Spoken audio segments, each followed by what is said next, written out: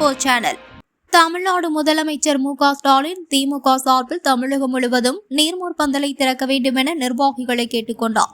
அதனைத் தொடர்ந்து திமுக இலக்கிய பகுத்தறிவு பேரவை சார்பில் காரைக்குடி டி நகரில் பிள்ளையார் கோவில் அருகில் அமைக்கப்பட்டிருந்த நீர்மூர் பந்தலை சிவகங்கை மாவட்ட திமுக கலை இலக்கிய பகுத்தறிவு பேரவையின் சார்பில் நடைபெறும் நீர்மூர் பந்தலில் முன்னாள் அமைச்சர் தென்னவன் அவர்களின் தலைமையில் காரைக்குடி நகர்மன்ற தலைவர் முத்துத்துரை அவர்கள் முன்னிலையிலும் காரைக்குடி நகர்மன்ற துணைத் தலைவர் நகர திமுக செயலாளர் குணசேகரன் முன்னிலையிலும் 16வது வார்டு நகர்மன்ற உறுப்பினர் பிலோமினா அவர்கள் பொதுமக்களுக்கு நீர்மோர், முஜூட்டா, சர்பத் ஆகியவற்றை வழங்கினார்.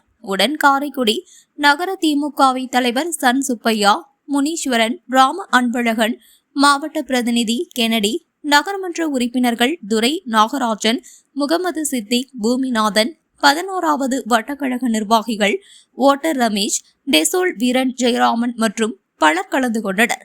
மாவட்ட கலை இலக்கிய பகுத்தறிவு பேரவையின் துணைத் தலைவர் காரை சுரேசு விழா நிகழ்ச்சிகளை ஏற்பாடு செய்திருந்தார். காரை நியூஸ் 24 சேனலை லைக் பண்ணுங்க, ஷேர் பண்ணுங்க, மறக்காம சப்ஸ்கிரைப் பண்ணுங்க.